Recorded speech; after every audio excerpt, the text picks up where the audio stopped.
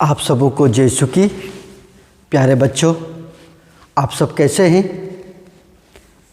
मैं आशा करता हूं कि आप सभी आनंद मंगल में होंगे, खुश होंगे। प्यारे बच्चों, आइए हम इस कक्षा को प्रारंभ करने के पहले ईश्वर को धन्यवाद दें, ईश्वर से प्रार्थना करें। आइए आप सभी अपनी आँखों को बंद कीजिए, अपने हाथों को जोड़िए। हे सर्वशक्तिमान ईश्वर, हम आपकी स्तुति, आपकी आराधना करते हैं, आपकी जय जयकार करते हैं। प्रभु यीशु ख्रिस्त, आपने हमें एक सप्ताह भर संभाला, हमारे साथ रहे, हमारी रक्षा की, इसलिए हम सभी आपका धन्यवाद करते हैं, आपकी स्तुति, आपकी महिमा गाते हैं। प्रभु यीशु ख्रिस्त, अपने पवित्र आत्मा की शक्ति से हमें भर दीजिए, पवित्र आत्मा के वरदानों से हमें भर दीजिए प्रभु यीशु ख्रिस्त, ताकि ये नन्हे मुन्ने बच्चे जो आपके बारे में ज्ञान प्राप्त करने के लिए आए हैं, उन्हें सही ज्ञान मिले और इस सही ज्ञान में वे पले बढ़े और आगे बढ़ सके, आपके नाम में वे जीवन बिता सके। यह हम प्रार्थना करते हैं हमारे प्रभु क्रिस्त के द्वारा, आमीन। तो प्यारे बच्चों, हम फिर एक बार यहाँ पर इस कक्षा में उपस्थित हुए हैं। गए सप्ताह हमने अध्याय 10 शुरू किया था और इसमें हमने पवित्र आत्मा हम में निवास करते हैं, इसके बारे में हमने पढ़ा था। और इसमें हमने देखा था गिरजाघर, और वहाँ पर लिखा हुआ था यह हमारी पल्ली का गिरजाघर है। गिरजाघर जहाँ पर प्रभु निवास करते हैं, जहाँ पर प्रभु की उपस्थिति है। जिस गिरजाघर में, जो हमारे पल्ली का गिरजाघर है, उसमें हम प्रवेश करते हैं, हमें शांति मिलती है, हमें आनंद मिलता है, हमें प्रार्थना करने का माहौल मिलता है। और इसीलिए हम इस प्रभु के घर में, इस मंदिर में हम आराधना करने के लिए जाते हैं, प्रभु की स्तुति करने के लिए जाते हैं, प्रभु की जय जयकार गाने के लिए जाते हैं, हम पवित्र युग ख्रिस्त में भाग लेने के लिए जाते हैं। यह एक पवित्र स्थान है, इसमें ईश्वर निवास करता है और इसी गिरजाघर में हमें भक्ति भाव से व्यवहार करना चाहिए। इसके बारे में हमने पढ़ा था। फिर आगे हमने देखा था बोध प्रश्न, और इसमें पहला प्रश्न था जिसका उत्तर आप लोगों ने दिया था, आप कब गिरजाघर जाते हैं? और आप लोगों ने सबने बताया था रविवार या सप्ताह के बीच में हम गिरजाघर में जाते हैं। आप वहाँ पर क्या करते हैं? आप लोगों का उत्तर था हम प्रार्थना करते हैं, हम आराधना करते हैं, हम प्रभु की स्तुति करते हैं। तीसरा प्रश्न था गिरजाघर में कौन रहता है? और आप लोगों ने सबने जवाब दिया था ईश्वर निवास करता है, ईश्वर की उपस्थिति रहती है। आप गिरजाघर में कैसा व्यवहार करते हैं? और आप लोगों ने बताया था प्यारे बच्चों, हम सभी गिरजाघर में भक्तिमय व्यवहार करते हैं। प्यारे बच्चों, हम आज आगे पढ़ेंगे। जब हम पैदा हुए थे तो हम में जीवन था, लेकिन वह कृपा का जीवन नहीं था। ईश्वर की उपस्थिति ही कृपा का जीवन कहलाता है। ईश्वर हम में उपस्थित रहता है, वह कृपा का जीवन कहलाता है। पवित्र तत्व पिता, पुत्र और पवित्र आत्मा हमें निवास करते हैं। हमें बपतिस्मा संस्कार के द्वारा कृपा का जीवन मिला है। बपतिस्मा संस्कार के द्वारा पवित्र आत्मा हमें निवास करता है। जिस व्यक्ति ने पवित्र आत्मा संस्कार को पाया है या ग्रहण किया है, वह पवित्र आत्मा का मंदिर है। हम में ईश्वर निवास करता है, मुझ में और आप में, क्योंकि हम सभी ने बपतिस्मा संस्कार ग्रहण किया। क्या आप जानते हैं कि बपतिस्मा के समय यह कैसा होता है, कैसे होता है?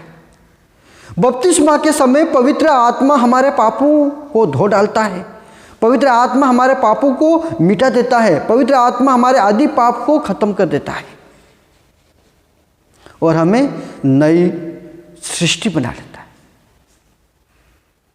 पुरोहित हमें कहते हैं कि हमारा नाम लेके जिस प्रकार से, हे जेम्स, मैं तुम्हें पिता, पुत्र और पवित्र आत्मा के नाम में बपतिस्मा देता हूँ। पिता, पुत्र और पवित्र आत्मा के नाम से हम बपतिस्मा ग्रहण करते हैं। प्यारे बच्चों, किस प्रकार से पवित्र आत्मा हम में निवास करता है, किस प्रकार से पवित्र आत्मा हम में उपस्थित होता है। हम ईश्वर की संतान हैं और ईश्वर हम में निवास करता है। प्यारे बच्चों, जरूर हम ईश्वर के मंदिर हैं, क्योंकि ईश्वर हम में उपस्थित है। ईश्वर हम में उपस्थित है, लेकिन हम हमारे छोटे मोटे पापों के कारण हम प्रभु से दूर हो चले जाते हैं, हम प्रभु की कृपा से दूर हो चले जाते हैं। आइए प्यारे बच्चों, हम प्रभु का आशीर्वाद मांगे, प्रभु की कृपा मांगे, ताकि हम पवित्र बने और पवित्र बनकर हम प्रभु के सच्चे शिष्य बन सके, प्रभु के सच्चे हम अनुयायी बन सके। तभी हम प्रभु के शिष्य बने रहेंगे। प्यारे बच्चों, हम पवित्र बाइबिल में पढ़ते हैं नबी एजेकियल का ग्रंथ अध्याय 36 पद संख्या 25 से 26 में हम पढ़ते हैं, मैं तुम लोगों पर पवित्र जल छिड़कूंगा और तुम पवित्र हो जाओगे। मैं तुम लोगों को एक नया हृदय दूंगा और तुम में एक नया आत्मा रख दूंगा। नबी एजेकियल हमें बताते हैं कि मैं तुम लोगों पर पवित्र जल छिड़का दूंगा और तुम पवित्र हो जाओगे। मैं तुम लोगों को एक नया हृदय दूंगा और तुम में एक नया आत्मा रख दूंगा। हम पर पवित्र जल, पिता, पुत्र, पवित्र आत्मा की मुहर हम में लग जाती है। प्यारे बच्चों, पवित्र आत्मा हमारे और ईश्वर के बीच एक नया संबंध बनाता है। इस प्रकार से हम ईश्वर की संतान बन जाते हैं। ईश्वर स्वयं हमें वह शक्ति प्रदान करता है, ईश्वर स्वयं हमें वही शक्ति प्रदान करता है।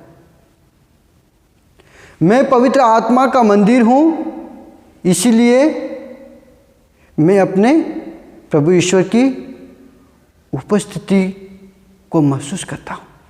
मैं पवित्र आत्मा का मंदिर हूँ क्योंकि प्रभु ने मुझ में निवास किया है, मुझे पवित्र आत्मा की शक्ति प्रदान की है। ईश्वर मुझ में निवास करता है और इसलिए मैं अपने प्रभु ईश्वर की उपस्थिति को महसूस करूँगा। प्यारे बच्चों, दूसरी बात है, मैं पवित्र बना रहूँगा, मैं पवित्र बना रहूँगा। मैं दूसरों की भलाई करूँगा। मुझे पवित्र बनना है, मुझे पवित्र बनकर दूसरों की भलाई करना है। चौथी बात है, मैं सदा सच बोलूँगा। मुझ में पवित्र आत्मा रहता है, मैं पवित्र आत्मा का मंदिर हूँ, इसलिए मुझे सच बोलना है, हमें सच बोलना है, हमेशा सच बोलते रहना है। मैं सबका आदर करूँगा क्योंकि पवित्र आत्मा मुझ में निवास करता है, तो मैं सबका आदर करूँगा। मैं किसी का अपमान भी नहीं करूँगा क्योंकि ईश्वर मुझ में निवास करता है। मैं से किसी का अपमान नहीं करूँगा। मैं अपने शरीर को साफ सुथरा रखूँगा और साफ कपड़े पहनूँगा क्योंकि ईश्वर मुझ में रहता है। हम देखते हैं प्यारे बच्चों, कुरिन्थ के नाम संत पौलुस का पत्र अध्याय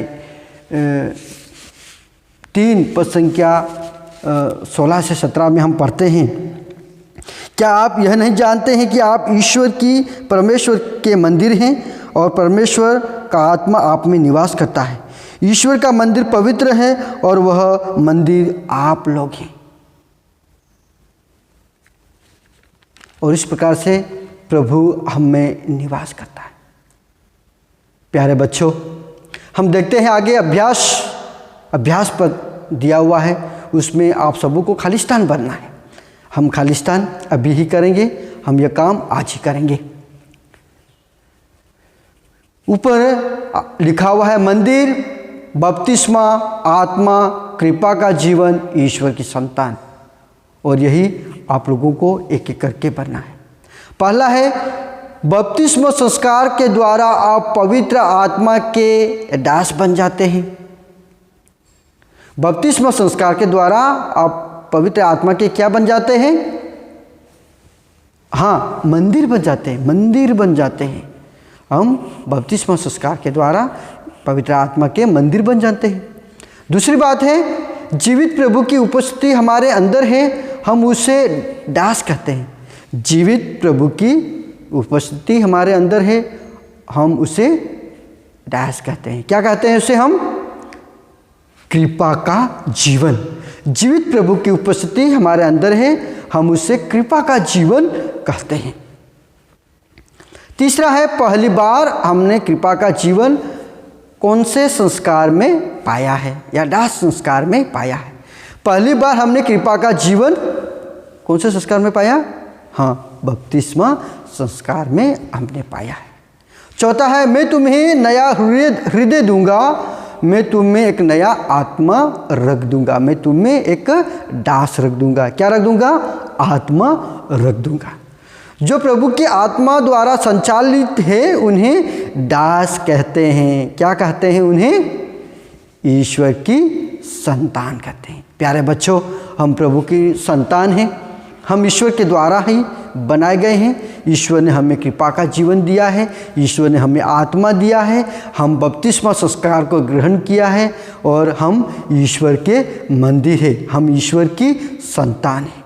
हम ईश्वर से प्रार्थना करें, हम ईश्वर को धन्यवाद दें क्योंकि ईश्वर ने हमें बहुत बड़ा वरदान दिया है, ईश्वर के पुत्र पुत्रियां होने का वरदान दिया है। आइए प्यारे बच्चों, आज हम इसी कक्षा में इतना ही पढ़ेंगे।